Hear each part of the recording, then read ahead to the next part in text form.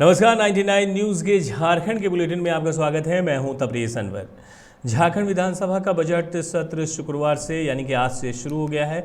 विधानसभा के बजट सत्र के पहले दिन राज्यपाल रमेश बैस ने सदन को संबोधित किया। अपने संबोधन में राज्यपाल ने कहा है कि स्थानीय लोगों की भागीदारी निजी क्षेत्रों में भी हो, इसके लिए सरकार 75% आरक्षण की व्यवस्था कर रही है। इतना ही नहीं, रोजगार की समुचित व्यवस्था भी सरकार कर रही है। उन्होंने कहा है लोक कल्याणकारी योजनाओं का अधिकतम लाभ लक्षित व्यक्तियों तक यानी कि अंतिम व्यक्ति तक भी पहुंच रहा है। कहा कि शांति व्यवस्था, उद्योग धंधे और विकास के क्षेत्र में लगातार सरकार काम कर रही है। जनहित में राज्य सरकार ने कई नीतियों में अपेक्षित सुधार किया है।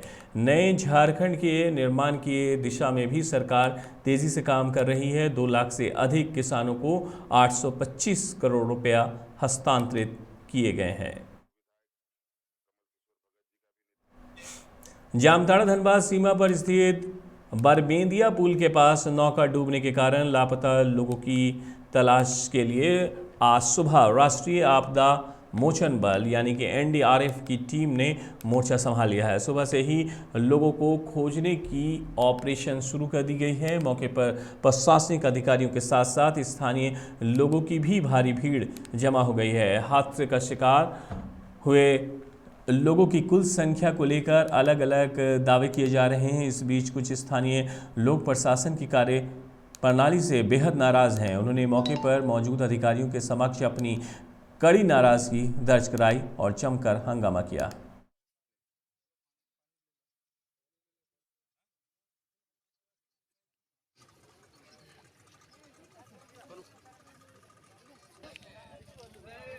घटना में एक व्यक्ति जो बचा हुआ वो भी साथ में है और वो गाइड भी कर रहा है कि इस जगह पर डूबने का संभावना बता रहा है, क्योंकि आंधी तूफान में वो भी उस समय एग्जैक्ट लोकेशन नहीं बता पा रहा है। हम लोग उसी संभावित जगह पर रीच कर रहे हैं। झागर सब सभी नाव में दिया गया है और एक एक्स्ट्रा झागर लेने हम लोग निकले हैं ताकि रस्सी से बांध के नीचे कहीं कुछ फंसता है तो निकलेंगे। उम्मीद करते हैं कि जल्दी हम लोग इसको ढूंढ पाएंगे। काफ़ी अंदर गहरा है और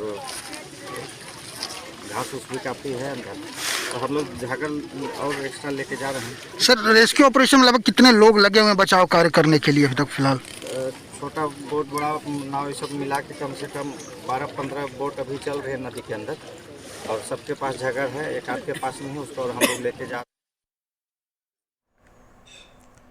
लोहरदगा लातेहार के सीमावर्ती इलाकों में चलाए जा रहे सर्च ऑपरेशन के दौरान सुरक्षा बलों को एक बार फिर बड़ी सफलता मिली है। नक्सलियों की ओर से छिपाए गए हथियारों का जखीरा सुरक्षा बलों के हाथ लग गया है। बताया जा रहा है कि इसमें करीब 20 हथियार शामिल हैं। पुलिस सूत्रों की ओर से दावा किया गया है कि बरामद हथियारों में एक IMG, एक 3 पिस्टन का rifle, 2 इंसस 3 centimetre automatic rifle, 5 303 rifle और 8 SLR शामिल है। हालांकि हथियारों की बरामदगी को लेकर अब तक आधिकारिक पुष्टि नहीं हुई है। झारखंड सरकार के अधिकारियों और कर्मचारियों के लिए अच्छी खबर है। राज्य में भी अब अंशदायी पेंशन योजना खत्म कर पुरानी पेंशन योजना शुरू की जाएगी। बजट सत्र के दौरान इसकी घोषणा होगी।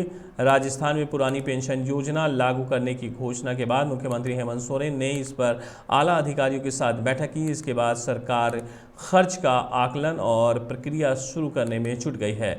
राज्य में अभी करीब 1.95 लाख स्थायी अधिकारी कर्मी हैं। इनमें से 1,25,000 लाख नई पेंशन योजना के दायरे में हैं, जो 2004 में अंशदायी पेंशन योजना लागू होने के बाद बहाल हुए हैं।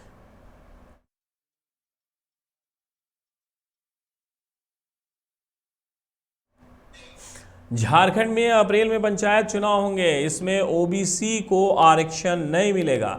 सरकार ने ओडिशा की तर्ज पर यहां चुनाव कराने का फैसला किया है। ओडिशा में कुछ संशोधनों के साथ ओबीसी आरक्षण दिए बगैर ही चुनाव हो रहे हैं।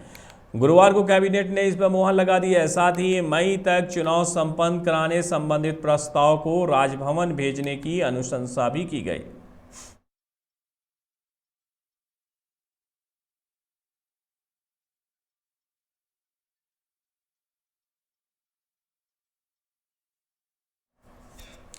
गुमला में हर्षा और रुपेश कुमार पांडे की मौत को लेकर बजरंग दल द्वारा किए गए बंदी असरदार रहा। गुमला में वाहनों का परिचालन पूरी तरह से ठप रहा। वहीं दूसरे राज्यों से आने वाली बसें गुमला पहुंचते ही रोक दी गई।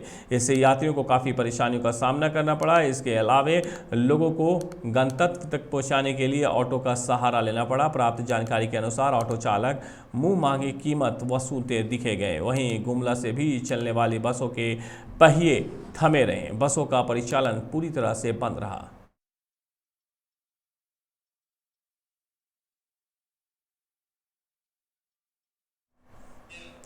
मुख्यमंत्री हेमंत सोरेन की पहल पर मानव तस्करी के शिकार झारखंड के 6 बच्चों को पुलिस ने दिल्ली से मुक्त करा लिया है। इन बच्चों में साहिबगंज जिले के 5 बच्चियां और गुड्डा का 1 बच्चा शामिल है। दुमका की एक महिला को भी बरामद किया गया है। ये महिला 4 महीने पहले दुमका से अपने ससुराल जाने के लिए बाहर निकली थी और भटक कर दिल्ली पहुंच गई थी।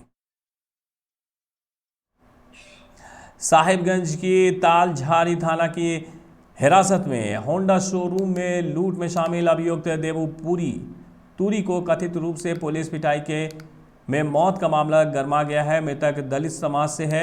उसकी मौत के विरोध में आज सुबह लोग सड़क पर उतर गए। भीड़ आक्रोशित हो गई। तालझारी थाना पर हमला किया गया। तोड़फोड़ की भी। भीड़ को नियंत्रित करने के लिए पुलिस को बल प्रयोग करना पड़ा। पुलिस ने हवाई फायरिंग की है। हालांकि पुलिस ने हवाई फायरिंग से इनकार किया है। आंसू गैस के गोले छोड़े जाने की भी बात कही जा रही है।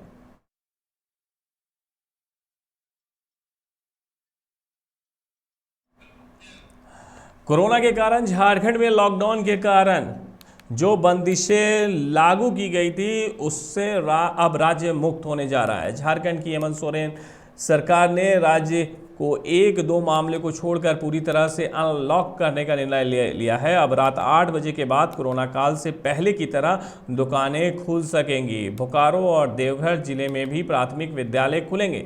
ये जानकारी झारखंड के स्वास्थ्य मंत्री बन्ना गुप्ता ने दी।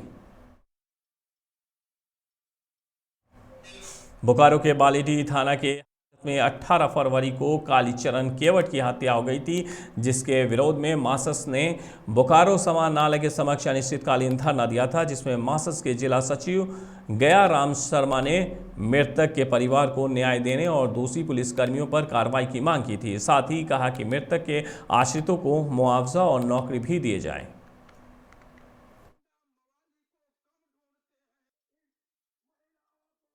डीसी कार्यालय में अनिश्चितकालीन धरना पर बैठे हुए हैं। हमारे बालीडीह के छतरी टाँग के ग्रामीण कालीचरण केवट और संजय सिंह को बालीडीह थाना द्वारा बेरमरी से पिटाई किया गया था। इसमें कालीचरण केवट का मौत हो गया और संजय सिंह बेहोशी की हालत में इसको सदर भेजा गया। सदर के बाद इसको आपका BGH में इलाजरत था। उसके बाद कल उसको छोड़ा गया है। वही कालीचरण केवट की जो हम लोग 25 लाख रुपया का मुआवजा, इंदिरा आवास और जो भी सरकारी सुविधाएं हैं उसकी मांग को लेकर के और थाना प्रभारी के ऊपर 302 का मुकदमा दर्ज हो और इसके पहले पूर्व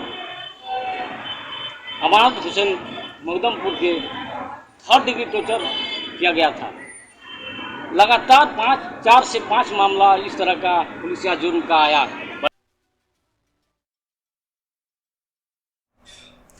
99 न्यूज़ के इस बुलेटिन में मेरे साथ इतना ही। मुझे दीजिए इजाज़त। अपना बहुत ख्याल रखिएगा। नमस्कार।